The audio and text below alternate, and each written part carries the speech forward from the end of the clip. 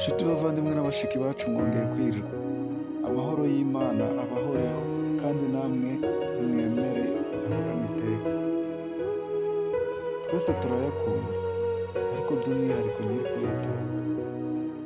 Ndavuga Yehova kuko ari we wenyine wahungiraho ukabona amahoro arambye. Uyu munsi twabateguriye ikiganiro cy'ivugabutumwa kivuga ngo gusenga k'umunyabyaha. Bene data, mureke duhugurane kandi dutozanye amahame akwiriye kuranga umukristo. Ikiganiro tugiye kukigezwaho na Bizimana Jean Claude, naho njye wakibateguriye nitwa Havugimana Simone. Iki kiganiro kikaba gishingiye ku gitabo cy'imfashanyigisho ya Bibiliya cyitwa Nawe Imana Iragushaka, cyanditswe na Bizimana Jean Claude. Yehova abahahishirize mu byo mukora kandi ababashishe guca mu nzira zimutunganiye. Nahamukanye.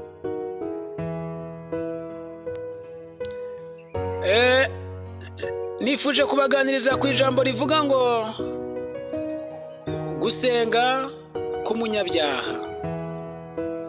Mu by'ukuri mu buzima tubayemo bwa buri munsi duhuramo n'ibitugerageza byinshi bigiye bitandukanye. Ukaba wakibaza uti ibibazo umwana w'umuntu agira abiterwa n'iki? Igisubizo ku bwanjye numva kimeze gitya: icyaha aba yagushijwemo na Satani nicyo kibimukururira, bikamwegera akirwana nabyo ndetse akanararana nabyo. Burya ikibazo ni nk'iriba muvandimwe. Burya ikibazo ni nk'iriba rifite isoko idakama, ntibishira ahubwo bihindura isura. Burya gukemura ibibazo ni ukwiga kubana, ni ukwiga kubibamo bitaguhemuje cyangwa ngo bigusaze. Wa muntu uzabona ahora aseka si uko aba adafite ibibazo, ahubwo yize kubana nabyo, umutima we urushaho gukomera. Nta kibazo cyoroha, ahubwo habaho kucyoroshya kugira ngo umuntu abeho neza kandi yishimye. Kugira ngo umuntu abeho neza kandi yishimye. Mwene data, kwishima ntabwo biba byoroshye, ni ibintu birahenze. Umunezero burya uba uhenze. Kubona ibyishimo, hari abantu benshi bifuza ibyishimo babibuze, kandi uba ubona ko babifitiye inyota, bifuza guhora mu munezero ariko ntibabibone.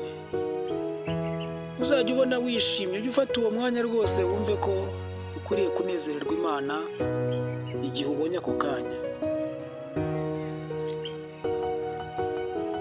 Burya ibibazo duhura nabyo ntabwo ari byo bituma tutagera ku bisubizo, ahubwo kwihangana kwawe nicyo gisubizo cya byose.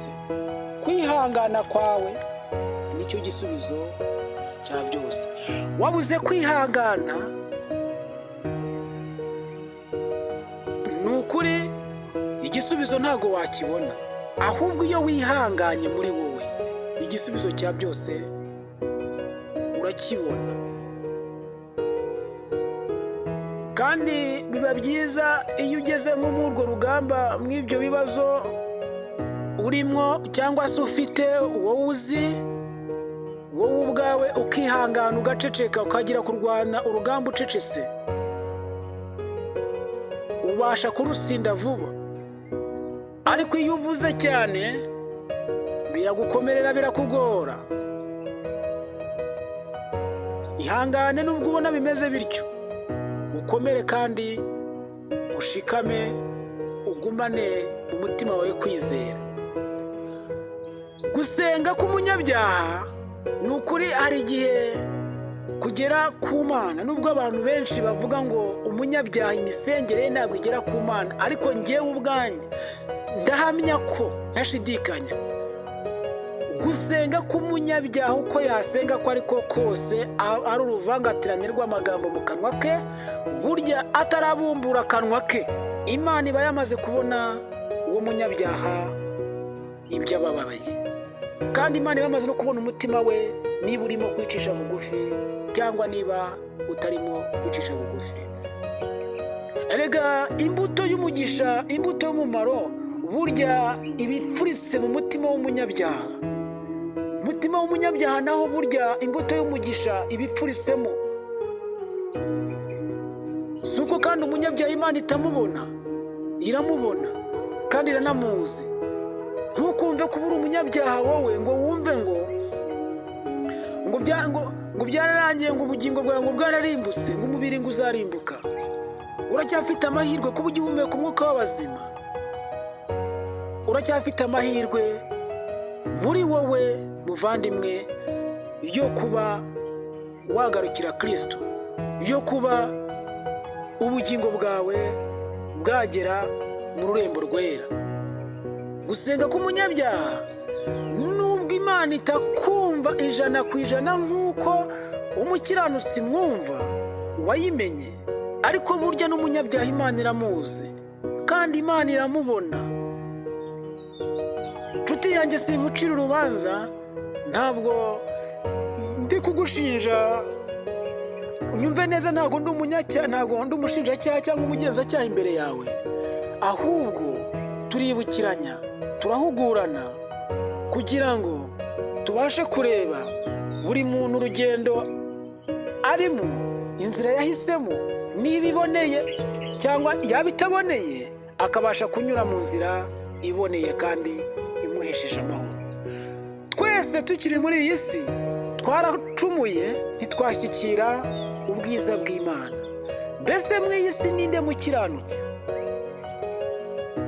Ninde wari wageraho umwanzi Satani atabasha kurasa umwambi?